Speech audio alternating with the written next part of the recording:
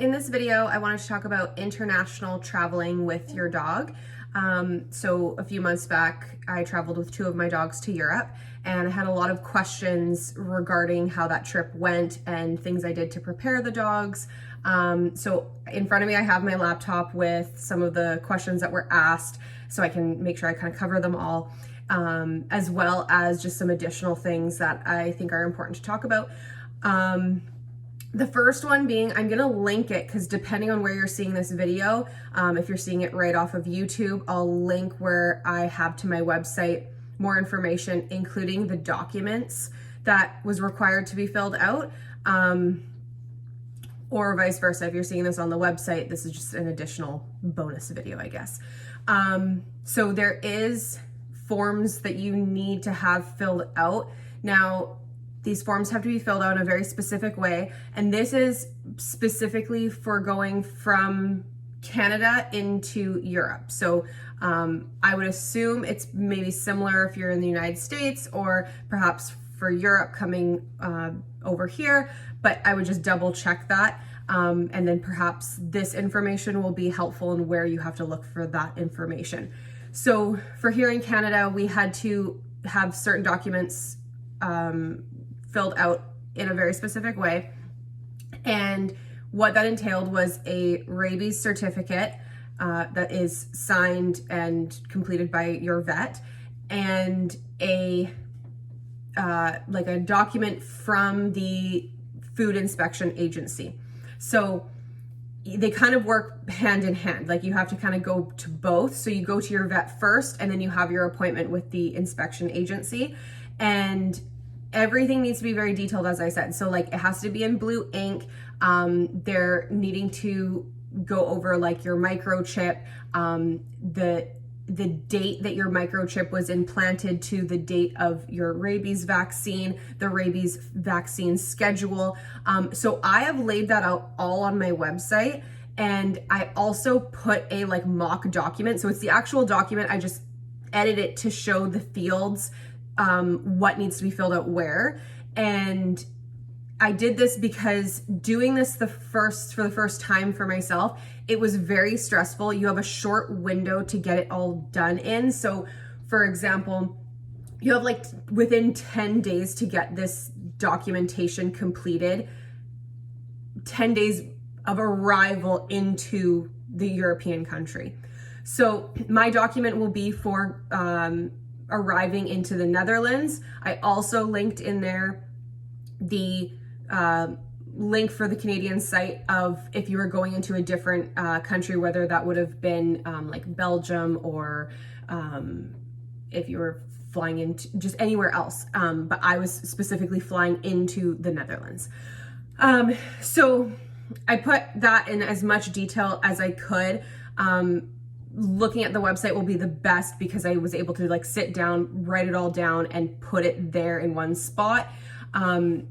So that would be the best bet if you're looking for that information. I just wanted to like verbalize that there was a lot of detail to that. It was stressful, and I'm hoping that what I created for the website will help people who either haven't done this before, maybe they struggled before, and it's just a nice way to like look back. Like, I know for me personally, I will look back at it for the next time.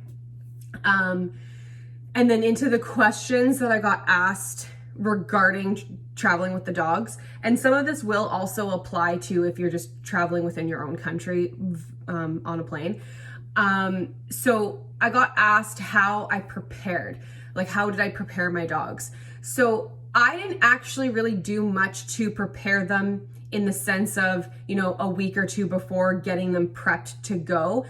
My preparing is essentially the training that I do with my dogs from essentially the moment I get them. They're living with me. It's in the day-to-day training that I do. So I made some notes because I didn't want to kind of forget some stuff. So like, no, I didn't prepare before going on both my trips this year. So one was within Canada, the other one was internationally into Europe. I didn't do anything to prepare because they were already prepared from all the training that I had done. So some of the training that goes into my dogs day to day from the start are things like potty training, crate training, socialization. So what that means and what that looks like is when my dogs are puppies, I am on a pretty strict schedule in the sense that after every time they eat, sleep, play, I will take them out to the bathroom. And then if there's been any kind of big gap in that, I take them out to the bathroom. So I take them out very regularly. And there's that consistency there of when I take them out to go to the bathroom. They get rewarded for going to the bathroom outside. And once they're at a certain age where I'm feeling like I'm seeing that consistency, that they're not having accidents inside, and that they are old enough that by this point their bladder should be developed, because let's remember, when they're young and they're puppies, they might not have accidents inside because we're doing such a good job getting them outside to the bathroom, that they could still have the occasional accident inside because their bladder just isn't fully developed. So there needs to be like room for that. So I look at both those things. What does my consistency look like of that success rate, and how old are they? Do I feel comfortable that probably by now their bladder should be pretty well developed and they should be able to hold it for longer durations of time or a significant amount of time? So when I see that happening, that's when then I will start to change up when I'm taking them outside. So for example, a lot of us will have a routine of, we wake up, first thing we do is we let our dogs outside to go to the bathroom.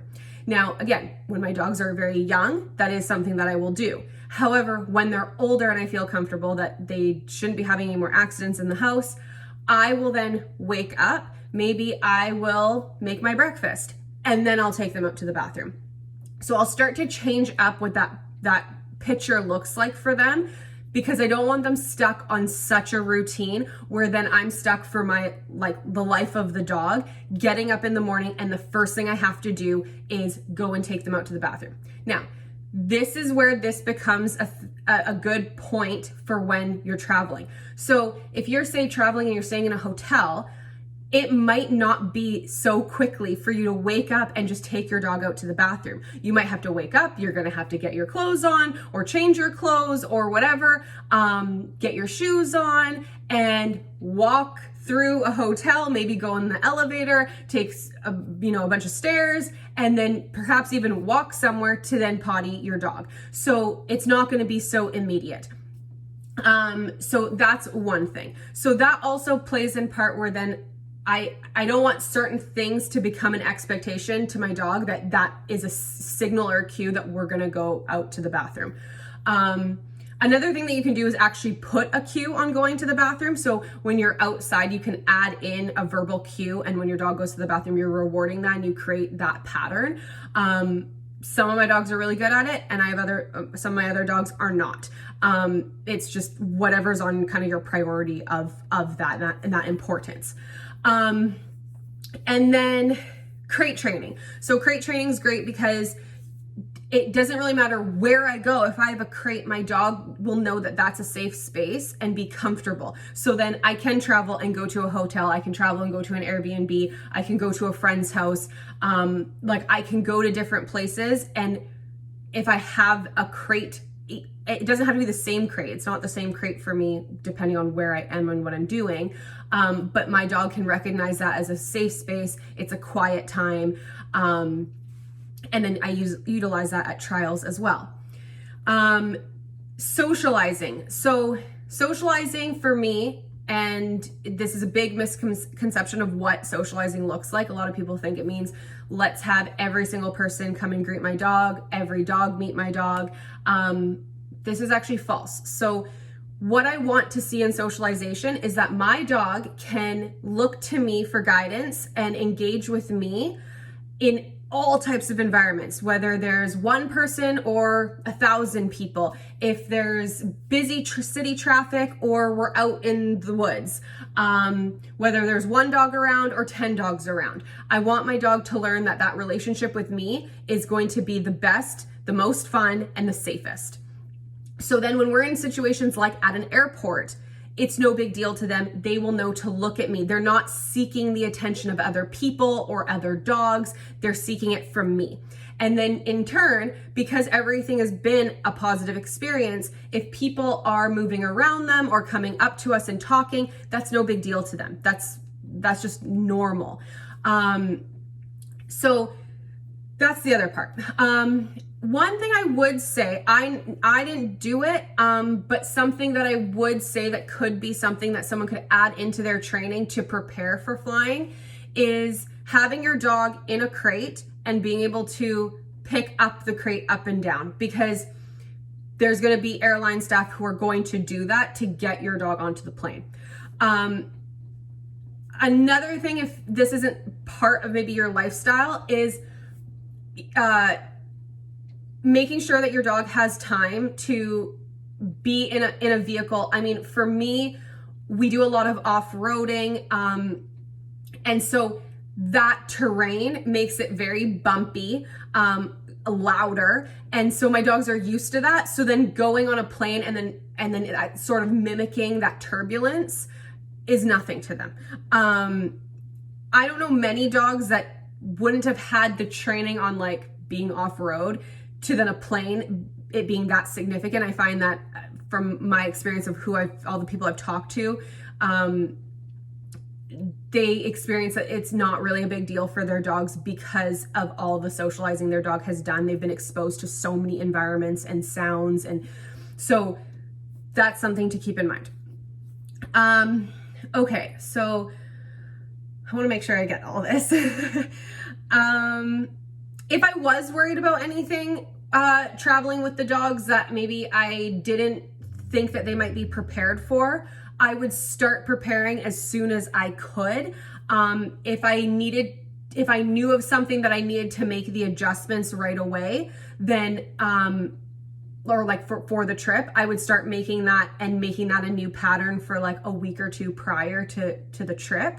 I don't really want anything new and any big surprises for my dogs. But that also ties into feeding. So as I had mentioned before, when it came to, say, for example, waking up and immediately going to take your dog out to the bathroom, this also goes the same for feeding. So a lot of people have their feeding schedule very specific, and that might be because you're working around your own work schedule. So my dogs have somewhat of a schedule for feeding, but it's not where if they're not fed at 5 o'clock, they're sitting there staring at me. That does not happen. I do enough of changing up the times of when they get fed so that I don't have that happen. Now, again, there's the exception when they're young and they're puppies. I try and be more on a schedule, and that's for potty training purposes. But again, once we're past that and we're over kind of that hurdle, I start to change it up because I don't want them to really expect that. Now, of course, there might be times where I don't want to do much of that if I'm dealing with certain type of cases of dogs.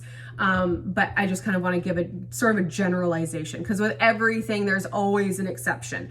So don't take everything that I'm saying to heart. Basically take it with a grain of salt, because there's always an exception to everything. So when it came to traveling, I didn't always feed my dogs before the flight. So it would depend on where I was going. So on the shorter flight that we had, I didn't feed prior to getting onto that flight. I do give my dogs a little bit of water, and I will have water in their crate for the flight. And then on the longer flight to Europe, I fed them a fraction of what they were eating, because I don't want them to get hungry, but I also don't want them to be full and then at some point in the flight really needing to go to the bathroom. So they'll get fed once we're there. And I don't want them to also end up feeling like sick or anything like that from eating. And then if there was like turbulence or anything like that, I've never experienced that personally, but like I'm sure it can happen. So those were some things that I just kind of think about and keep in mind. The other thing here, okay, yeah, keeping it up and down, going through my list. I also got asked what I do before a flight to get my dogs tired. So I don't go and like run my dogs hard or go play fetch or anything like that prior to a flight. Now, the reason being is because after that happens, usually the dog wants to drink a lot of water, and I don't want to deprive my dog from drinking water. I am careful and mindful of when my dog drinks water around exercise. So if they just ran really hard, I don't want them all of a sudden drinking a whole bowl of water. I want them to be, I want to be monitoring how they're intaking that water. So I don't like to see that happen, because then I don't want them to get the water that they need, but then throughout the flight having to go to the bathroom. So I just do like a nice walk, whether that is, 20 to 30 minutes, maybe even just a 10-minute walk. And then in that walk, getting them to be able to go to the bathroom, and then getting onto the flight. And then when we're off the flight, then they can go to the bathroom again, and then they can get like some snacks, whatever. So that's what I do. So I don't do any kind of heavy exercise prior to, in hopes of like trying to get them really exhausted. And another reason being is because they're so adapted to their crates, I don't need to tire them out to settle down in their crate. They already just go in their crate and know that this is going to be a downtime. So that's like another key thing to remember, and that mindset to think about with crate training. Something I got asked was about transport companies, like companies that will transport your pets to wherever you need. I only know like a little bit in regards to that. I only have a very small experience in that.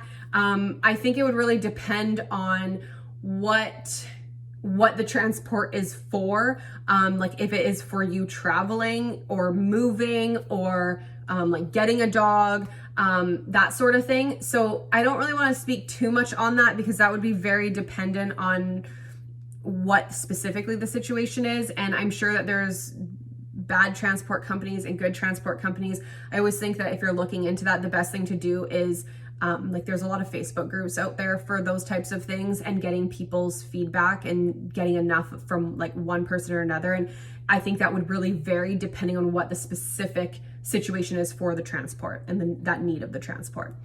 I was asked, if my dogs had any like essentially jet lag, like if they noticed the time difference. So there was a significant time difference from here to Europe. I think it was like 8 or 9 hours difference. And my other trip within Canada was a 3-hour difference.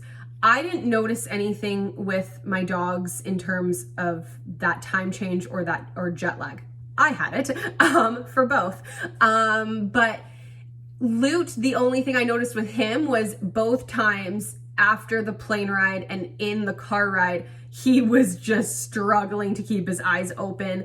But then once we like arrived to like our Airbnbs, he was as normal as could be. Sleeping went normal throughout the night. Like everything was completely normal. I didn't notice like anything aside from that, and only with him. Callie had like literally noticed nothing. So again, there could be dogs that it does affect them. I haven't heard of that. I'm sure that is, but I also haven't talked to people to ask about that. And then I got asked about feeding raw when I went.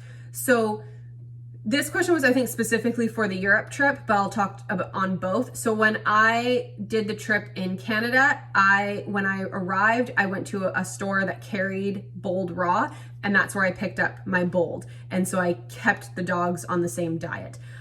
When I went to Europe, I actually packed and flew with dry food. This is dry food that I use for the dogs in their like treat and train, like manners minder device. Or if I'm like out and about and I'm just treating out of my treat pouch. So this is dry food that they're already used to and accustomed to in like a reward treating sense. And so that's what I fed them on the trip. So it was already a food that they were used to. There are only basically a handful of dry foods that I feel comfortable feeding my dogs. And I did look into if there was any restrictions on the type of protein I was allowed to take over there, or anything specific when it came to food. I didn't have any issues. I didn't read up on anything that was going to be a problem taking over there. I talked with other agility competitors, that same thing. So I never got stopped or anything like that. It was in my suitcase for my checked luggage. So it wasn't at the seat with me. It was obviously, down below with all the luggage. To do the trip again, I would probably take more time and looking at raw food over there to be able to pick up upon arrival and continue my dogs on a raw diet while overseas. And that's just simply because even though they don't get an upset stomach or diarrhea or anything like that, being on the dry food and being on that dry food for the 2.5 weeks or whatever we were there, their poos are different. They're bigger. It's just, they seemed a little bit more sluggish. If I'm gonna really nitpick details, it wasn't anything that was obviously noticeable, but just little things like that.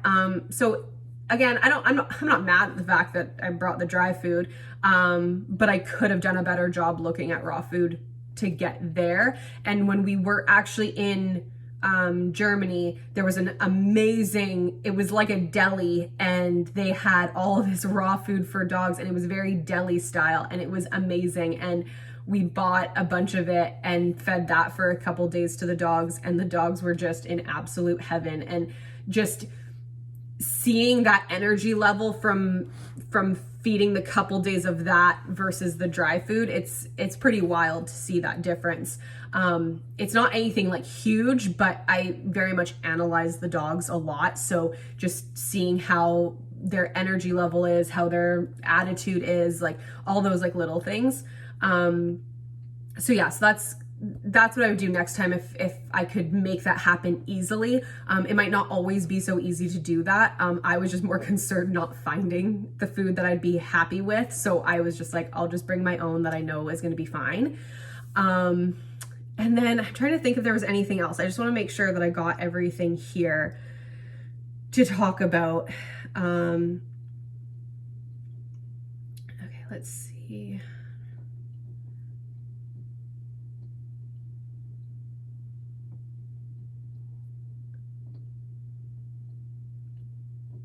Okay, I think that's about it.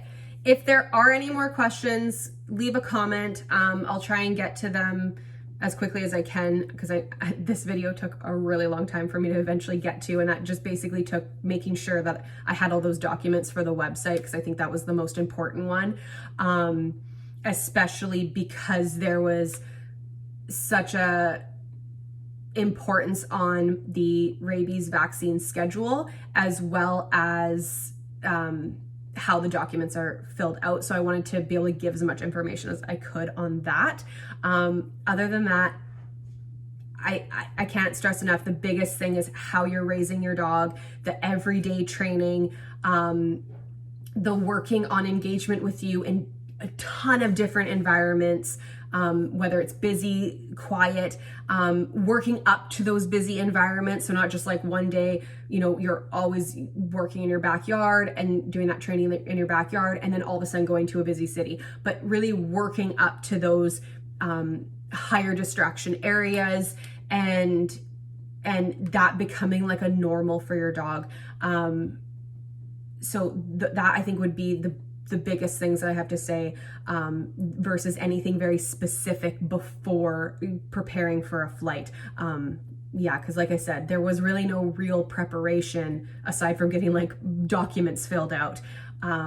So it's really just the training you're doing every day, just for the life and the lifestyle and the betterment of your dog, just having a well-rounded kind of idea on life, really. So that's basically the only thing I'd have to say when it comes to the training aspect of it, or preparing aspect of it. But like I said, if there's any questions, leave a comment. I will make sure I get to them. And I hope that this video was helpful and gave good information for everyone. And two, I will link down the part on my website, because those forms will be very beneficial as well if that's what you're looking to do, traveling with your dog, and the other places of resources to be able to look for further information, because like I said, every area might be a little bit different. This was just specific for me going from Canada and Canada to Europe.